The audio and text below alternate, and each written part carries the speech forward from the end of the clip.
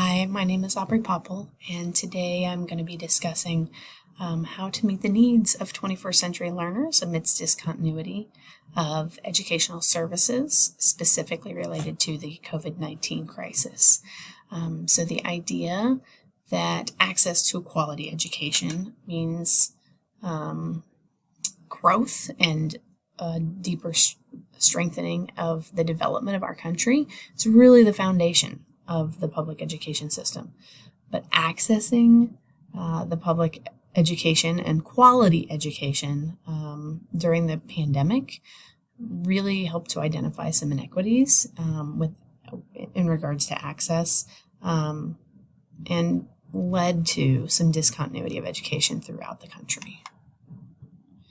So there were really three main areas that I noticed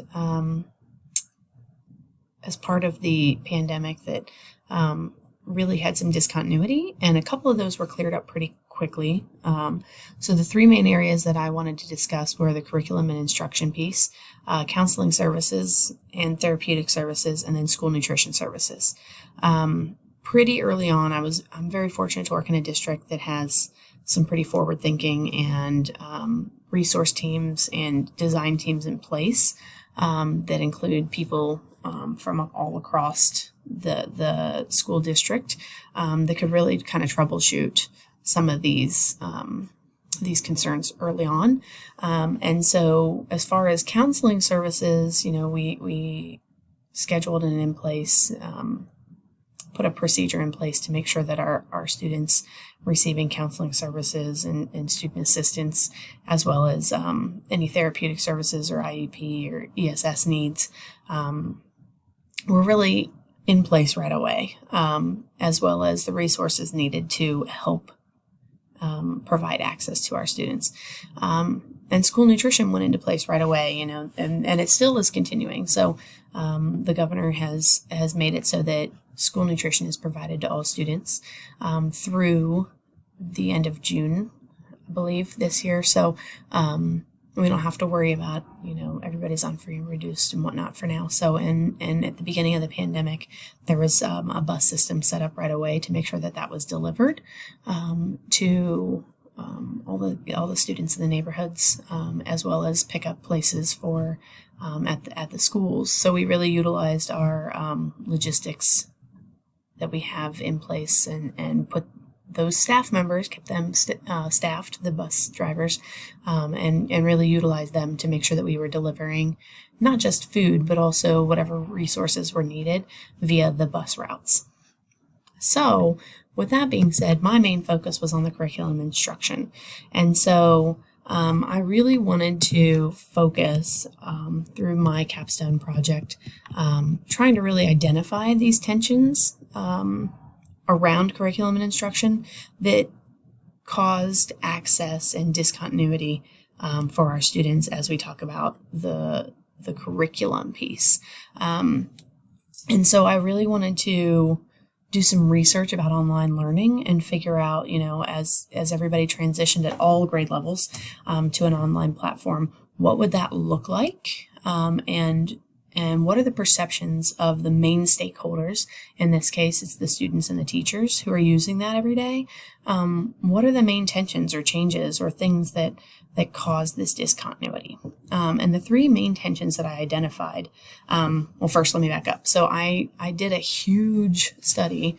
I was trying to do a lot of research, and it's kind of a newer area, the idea of online learning. There's not a whole lot of research available out there, but I wanted to find some good qualitative studies to kind of look at and see if I could find any perceptions as to what students thought were strengths of online learning, as well as what they felt were the weaknesses or the areas of opportunity that really challenge online learning, as well as what the teachers thought. So I made sure to really look at perceptions of just those two main stakeholders. So as I did my research, I really found that there were three main tensions that were similar from both of those stakeholders. Those three really are the movement through the courses, okay? And what is that like? So we're talking course progressions, navigation. Is it user-friendly for all students and not just, as we looked at putting curriculum online, not just high school students who have access, but also how does a kindergartner navigate through a course? And pacing. So do we just throw everything up there and, hope that the students can figure out how to pace and figure out what is needed to be done each week? And then how to progress through a course. So that's the movement through a course. Access to technology. So I'm very fortunate that I am in a one-to-one district. So we have had one-to-one implementation for the past 5 years anyways. So all of our students from grades 3 through 12 already have assigned devices to them and utilize those on a daily basis. So the transition to online learning was lessened than a lot of other districts in the area, but that was not the same for our pre-K through second graders. And so now that we're sending these kids home with devices, how do they get support that they need when we talk about the technology? And then the third piece really is maintaining that student and teacher relationship, because now everything is going to be done through a screen. And so trying to figure out how do you keep the existing student-teacher relationship, but then also how do you further develop it, especially as we moved through into a new school year this past fall, and into new classrooms with new teachers and new groups of students. And how do you develop that relationship when it's not somebody you see in person?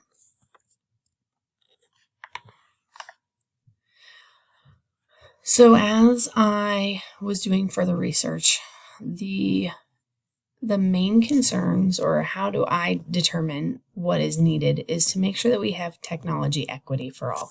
So what that means really is that we ensure that all the students have the devices, but then if they have the device, how do they utilize that? Does everybody have access to the internet at home so they can log on to their courses?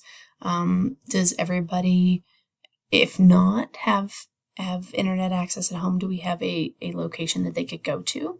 And so the idea of technology equity is not just providing that device for them to be able to do the work on. They have to have a way to access their teachers and their platforms and their resources. So putting into place some kind of program that could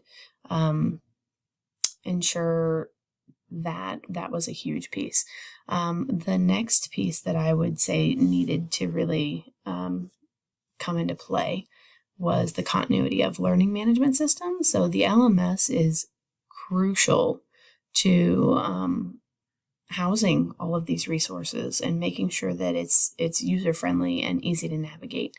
And with that comes the access to learning tools that can be integrated into that LMS, so that students aren't out there trying to find all these different resources. So if there's a place to house it and things that can be integrated into that LMS, it makes things a lot easier for the students. It helps to alleviate some of that discontinuity.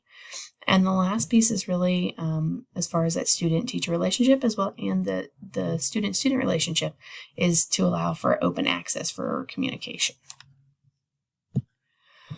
So let's go a little further in depth. So what I noticed as we talk about technology equity, so the one-to-one device implementation is huge. So making sure that we have enough devices for each of the students.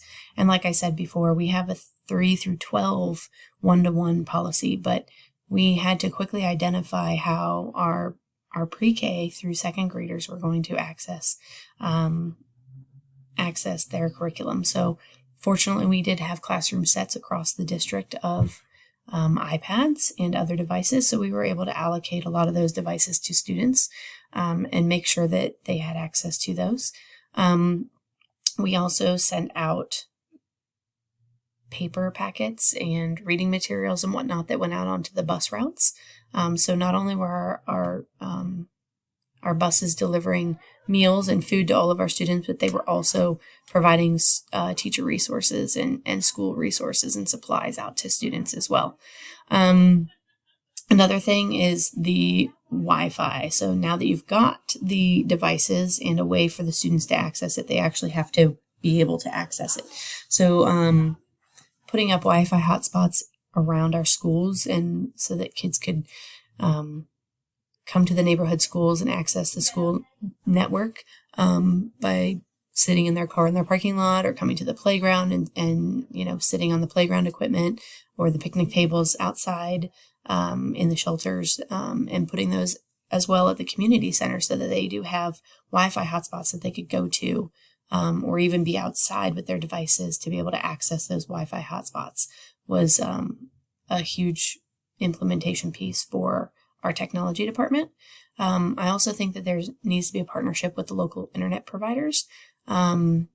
So those local internet providers could provide Wi-Fi hotspots in places where a lot of students live, like apartment complexes, some of the parks, and maybe some large shopping centers, where maybe you could house the student network. So it's still a closed network, or at least a monitored network where only, a school device can be logged onto it. So being able to have that technology equity is a huge piece in eliminating some of the discontinuity.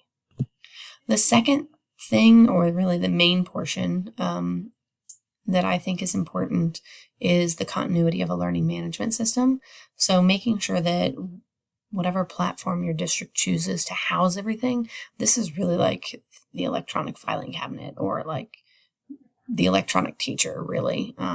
Because without a way to house all the resources and to organize it, we talk about the fact that we've organized students' lives really by a bell schedule or a school calendar or just the daily routine of everything.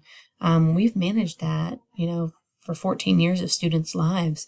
And with the pandemic, that organization and that schedule went away immediately and had to change. And so without putting something back into place to really manage that, was a huge learning curve, as far as making sure that students could navigate and could manage their time while at home trying to access their curriculum. The three ones that I think are probably the most popular are Canvas, Google Classrooms, and Blackboard. I am partial to Canvas because that's what I'm most familiar with on a day-to-day basis, but I also think it's really user-friendly, and it really gives teachers autonomy to do what they want within their classroom. Then within those LMSs, I think access to specific learning tools, or LTIs that can be integrated within a program. Again, I'm most familiar with Canvas, and so these are some of the ones that I love the most, that have been most beneficial and most helpful for my students. So Nearpod, so that students can, you can run it as a class participation, but you can also have students who can't get on a Zoom meeting or whatnot. They can still access that as a student-paced presentation and participate in that. Kahoot's great for games, so you still get some of that learning community, and you get the games going.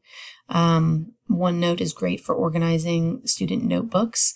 Mosa Mac is great for, I'm a science teacher, so it's great online access to experiments and labs and everything. And my last piece that I think is important to help eliminate that discontinuity and meet the needs of 21st century learners is communication. So communication is really key to making all of this work. So there really has to be open communication. So Zoom, I wish I had bought stock in Zoom before this had happened, because Zoom has really blown up across all communities and corporations, but really within the schools, Zoom has been crucial for being able to provide that classroom environment through the screen. But there's other meeting places like Google Meets.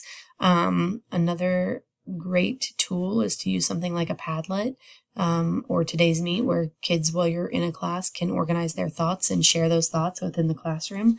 Flipgrid has been great because you can post little video snippets and reply back to students either in video or in text format. So that's been really great. Remind has been crucial so that we can send individual messages to students, but we can also send out announcements as needed. And so a lot of times kids are much, especially the secondary level, much more likely to respond to a text message than being called out on a Zoom meeting or responding to a phone call home. So Remind has been fantastic for making sure to keep communicating with students, and also for allowing students to ask questions pretty much 24/7 as they're progressing through their classwork. And then Canvas has great tools within it for communication, like Big Blue Button and conferences. But then it also allows for shared spaces, allows students to edit pages together, and discussion boards. So really a way to organize the resources, having the resources and having open communication are really those three tensions. And then accessing the technology and making sure that there's adequate tech support. So that's really what I think could help meet the needs of the 21st century learners, specifically in this pandemic, and moving forward, hoping to keep implementing those resources as we normalize back into the classroom and see what that really looks like. Thank you.